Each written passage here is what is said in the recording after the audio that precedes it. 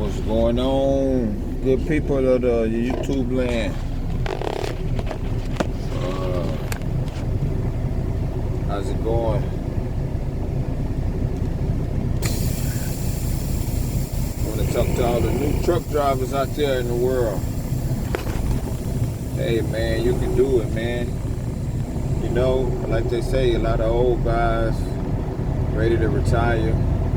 You got guys like me not interested in it. I mean, it's a paycheck. It's just a job. If I find something else easier, paying more money, hey, I'll leave the truck alone, you know. But for all y'all new people that want to get in it, I mean, it's cool, man. I wish I could have got in it earlier. You know, you ain't really lifting nothing heavy. Get in the truck, go to sleep. When you first getting started, you might just have to go over the road for like 8 months, 6 months. Then you can come local if you want to. But let me show y'all something, man. You see a lot of guys walking around with headsets. They got a deal like this: wireless hands-free car kit. This by Scotchy, but I mean, you can get any kind that you want. That way you don't have to have that earpiece on, because I don't like that earpiece, man. They get to bother my ears at the time. So wireless hands-free car kit. They was calling it a transmitter, FM transmitter brand. Okay. And it just plugs into your cigarette lighter, your car charger. It plugs into the little, looks like this camera is kind of blurry, but, and then you put the station, the radio station that you want to connect with, you turn your radio station on that number, and then it's hooked up to your Bluetooth. Alright, so this is what I want to say to the new truck drivers, and probably old ones too. I mean, old ones might know this, you know. This don't apply to everybody. You're gonna see a lot of guys, they drive real fast or whatever. Man, take your time. It ain't no rush. This is my theory, you know. If you talk to somebody that drive real fast, they probably tell you, hey man, you gotta make the money, you gotta load after load, gotta hustle. So it's whatever you want to do, man. But my advice is just take your time, man. Don't try to rush the money, because I didn't see. It was a guy in my class. He flipped the truck on his first load. He came from a company. We both went to Snyder. He came from Sierra, England or something. And something happened. He ended up with me in Snyder. He was like, man, I already know this, blah, blah, blah. Man, why I got to go through this little training phase. And he told my trainer, Shannon Brumley, he say, hey man, I'm good already, man. You gonna make me keep doing this? You gonna make me keep coming the last 2 days or whatever it was. The trainer say, nah, man, you good. Go on, man. You ain't got to sit here through this. That dude on his first load, he got loaded, and when he was pulling out, I think he said his back wheels went in the grass or something, and the trailer flipped. If you seeing this, man, I can't think of his name. I want to say Steven too, but if you seeing this video, give me a shout out, man. I like to know how you doing, man, you know. But my advice is just take your time, man. Take your time. I mean, enjoy that road while you got it. But if something happened like me, my mom got sick, went to the hospital, and then I asked Snyder, can I come local? And they let me come local, you know, where I could be home every day. I wasn't making the money that I would have made over the road, but I still had my job, and I was able to go back and forth to the hospital to see my mom, you know. So that was very important to me. You know, every company won't fit your needs. So, you know, you just try to stay there, deal with it as long as you can, and then when the opportunity presents itself, you can go to another company, you know. So you just gotta make it fit you. Like if you like being over the road, you know, tough it out, cause you couldn't learn a lot over the road. You know your family situation, if your wife is cool with it, the kids, you don't got a newborn baby or whatever. So as long as you can tough it out over the road, I would encourage you to tough it out. Because I run local, I just go 15 miles up the road and 15 miles back. I mean, I'm not gaining a lot of experience, trucking experience. You know, sometime I may go to another pipe yard, they might be 30 miles out, 30 miles back. But hey, you know, I done got to the point where I really don't like driving, like say 200 miles one way and 230 miles back and 420 miles in one day. I really don't like it, man. I done got lazy. I done got used to what I'm doing, you know. So just, I'm gonna put it like this, man. Sooner or later, you'll find a company that you like or whatever, because everybody's different. You know, you might like running off 50 states. I like just going my 15 miles up the road and 15 miles back. And then let me touch on the subject of automatic and stick. Okay, if you got an opportunity to learn in the stick, learn it, because that's just another plus. Because you might go to a company that only have stick. You know, if the company's got automatics, that's fine too, you know. But if you get the chance to learn in the stick, take advantage of it. You know what I mean? Like right now, my job is slow. I'm kind of suffering. I don't have a lot of money coming in right now, but I like doing my little landscaping. You know, hauling my little scrap metal. I like being on my own time, so that gives me a chance to do that. You know what I mean? And then I like doing a lot of work around my church, helping out with the landscape at the church. So that gives me the time to do it. I can get to a company that just humps. My pockets would be fat, but I wouldn't have time to help none of the people that I help, and that's important to me too. So you'll figure out what you want and what you don't want in the truck driving world. Let me leave you guys with a scripture, man, because it wouldn't be right. I wouldn't feel right. Let me catch you up on what's been going on in my life.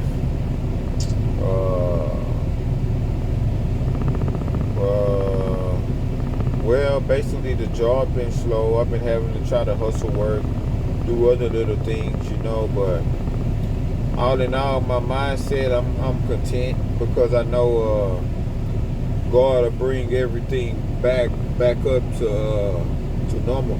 Yeah, this is what I wanted to tell you. My uncle Ted passed away. Today is April the 16th, 2024, and he was put in the ground yesterday, Monday, at around 10 a.m. See, Mr. Ted was my neighbor from across the street, and he was an older gentleman. He would have been 75 this year, and I'm only 41. And we kind of go back maybe about 20 years, I'll say. You know, just a nice older gentleman. He was already retired at the time, and he had a property across the street, a horse barn, where he kept his horse. And one day he let me cut the grass at the barn. And I've been cutting his grass ever since. He was one of my first lawn customers, and he was one of the customers that I had the longest, because I started cutting my grandmother's grass and my auntie's grass across the state next door in Sharon, and then him. You know, I was through more people, but he was one of my first customers when I first started cutting grass. So we got history. We go back. You know, I always looked up to him. older gentleman. You know, he wasn't one for nothing. He had a little bit of money. He just could go feed, walk across the street every day, or put the buckets of water on the back of his truck with feed, go feed his horses, clean out his little one stall. You know, he'd ask me a lot like, hey, how your job going? Steve, what you doing? You know, I tell him, hey, this job here, I'm making $10. They letting me drive the box truck a little bit. I'm on a gooseneck trailer. He would always just tell me, Steve, hang in there, man. Oh, man, that supervisor giving you trouble. I done had supervisors give me trouble, but I end up lasting longer than that supervisor. So hang in there. That was basically all our conversation. You know, he asked me what I have going on. I tell him. And then he'll kind of give me a story about how he went through it, and basically just, Steve, you know, keep strong, man. Hang in there. Stay out of trouble. You know, you got your little side hustle going on. Stay with it. He was just always just encouraging, man. You know, and I kind of wanted to learn about the horses a little bit. He always told me, Steve, man, just feed high, man. Them horses a lot of work, man. It's hard feeding these horses. He said, man, just focus on feeding them babies, man. Don't worry about feeding no horse, Steve. So I never really got introduced to the horse game, but his horse ended up passing away. And I asked him, I say, Poe, you gonna get you another horse? He said, oh no, Steve. Oh no, I'm out of the horse business, Steve.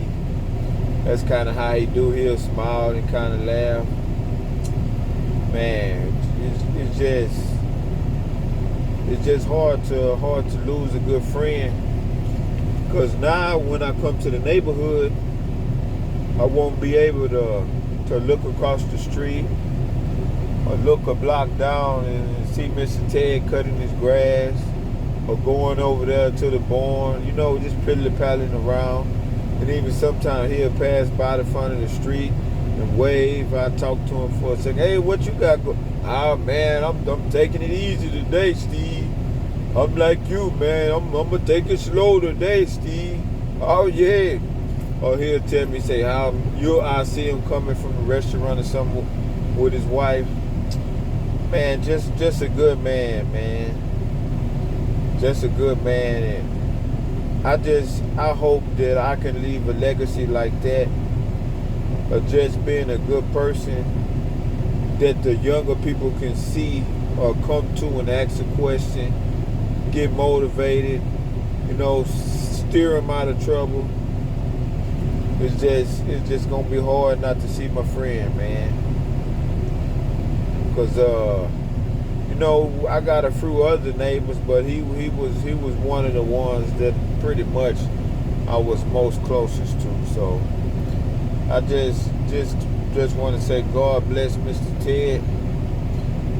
I think it was Hill, Theodore Hill.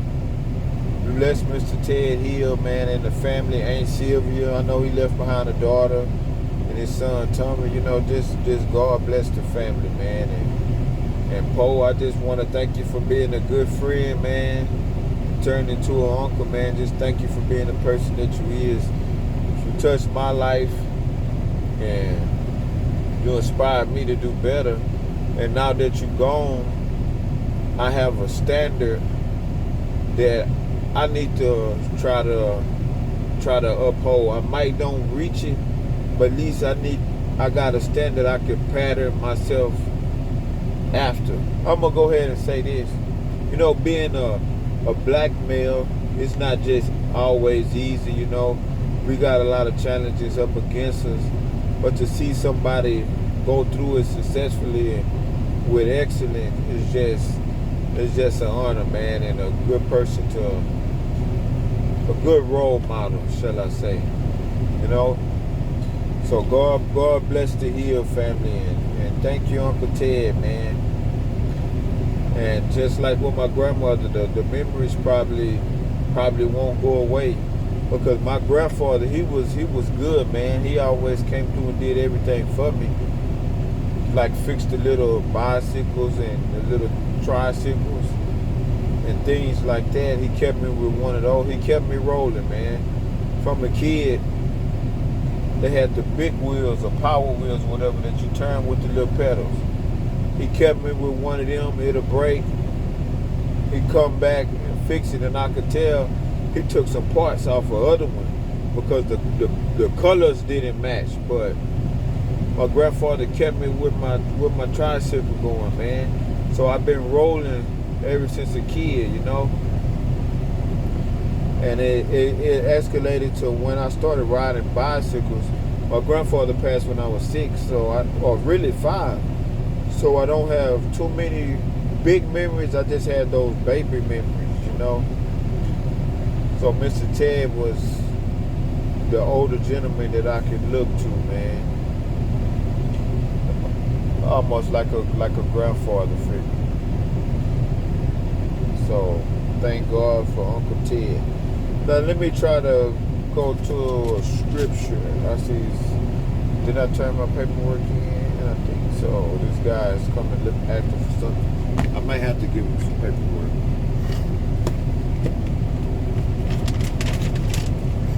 Yeah, I got a paper to give him. You know, with this job, you know, I like to. We sit at the pipe yard. I might only run 100 miles. All right. And we sit 4, 5, 6 hours, whatever. So I done kind of got accustomed to that, man. Just sitting, man. Resting. Opening my Bible. These seat cushions out of Walmart, hey, if you out there in the trucking world, get you one of them. I had this one since I first started. It's almost going to be 4 years now. It's still going strong. I had one for the back, but it kind of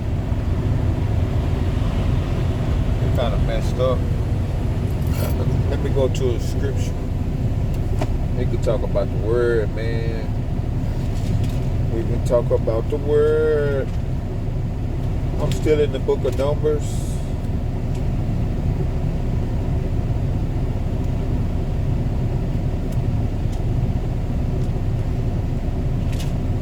Oh, I'm still in the book of Numbers. I'm trying to finish up with Numbers.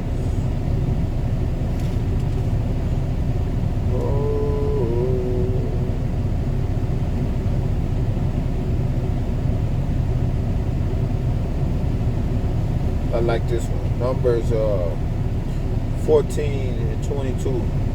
Because all these men who have seen my glory and the signs which I did in Egypt and in the wilderness, and have put me to the test now these 10 times, and have not heeded my voice, they certainly shall not see the land of which I swore to their fathers, nor shall any of those who rejected me see it.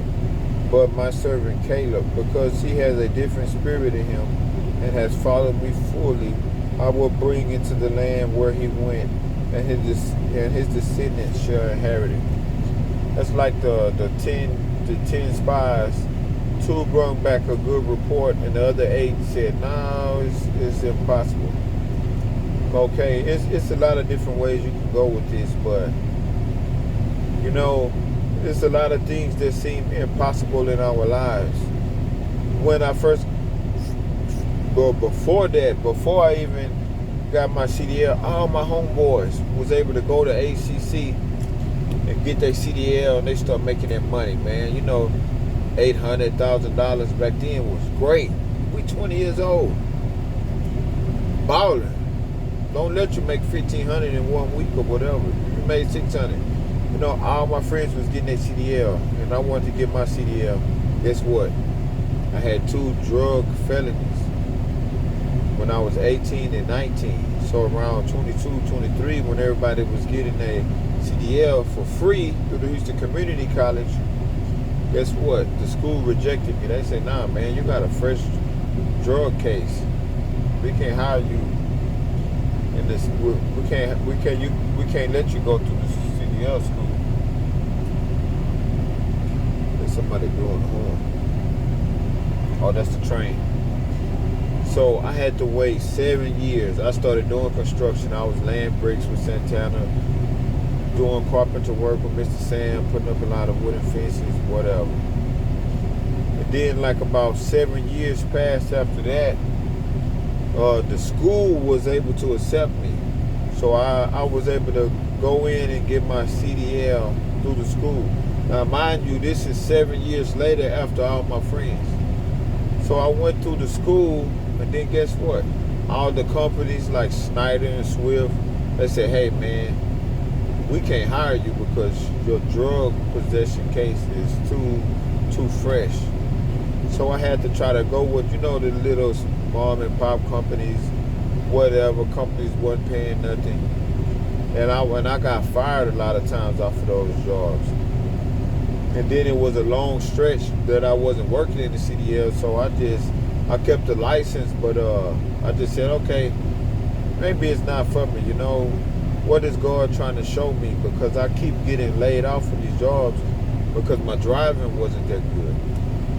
But long story short, probably about another 7 years later or 5 years later, whatever, this company right here now, Alltrans, I came in I was looking for a job. Somebody told me about just shuttling.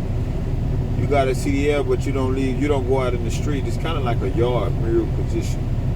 That lady wouldn't give me the job, but she said, hey, you want to change tires? I said, hey, whatever. She said, you pay the same, man. I needed a job, so I took the tire changing job with Southern Tire Mart and learned how to do big truck tires, So, but later I came to Alltrans as a mechanic, and I seen Southern Tire Mart calendar on the wall, and I was like, what y'all got to do with Southern Tire Mart, man? That's my old job. And they said, oh man, you work for Southern Tire Mart? Hey, you hired. They hired me, this company hired me on the spot pretty much because I worked for Southern Tire Mart. And at the tire bay at this company, working with the mechanics or whatever, the safety guy, Gerald Lee, he seen I had a CDL, so he started letting me take trucks from the yard to the truck wash to get inspected, this little small stuff. So that put me back in the CDL game. And a couple of years later, I got laid off in the shop when Snyder picked me up right off the back, no questions asked. Snyder finally took me. Now, reminding you, it's 14 years later from when I originally wanted to start. Long story short, I ended up coming back to Alltrans as a truck driver.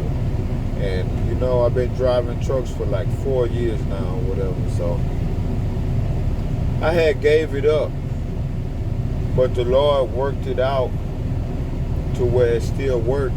And I gained all these other skills that I use right now, along with my trucking. I see some truck drivers, they not in the best of shape. I can tell that all they've been doing is just trucking, and they're kind of maybe a little bit too wide. Only thing they really can do, their body is made for, is just trucking. Like me, I do my landscaping. I can do hard work, concrete, warehouse, whatever. I'm conditioned to do hard work along with my truck driving because that's what I've been doing. I don't want to get too far off track. But my servant Caleb, because he has a different spirit in him and has followed me fully, I will bring it to the land where he went, and his descendants shall inherit it. Basically, I know we just got to trust in the good Lord, man, with all our heart.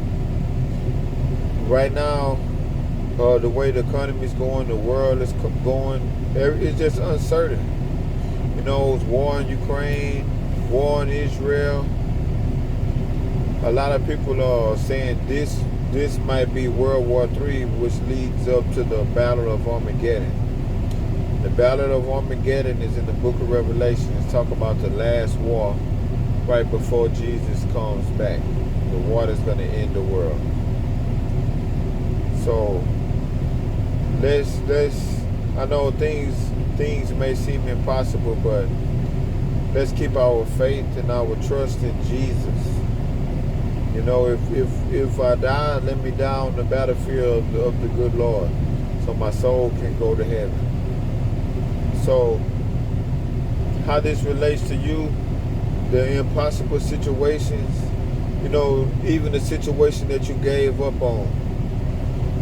Whatever position you in right now, do your best. Give it your all. Give God your all. And it may not happen overnight, but watch God work it out for you. I'm gonna end this video because I don't want to make it too long, you know, because we could go on and on. But talk to you guys later, and we got more videos to come. You guys be blessed.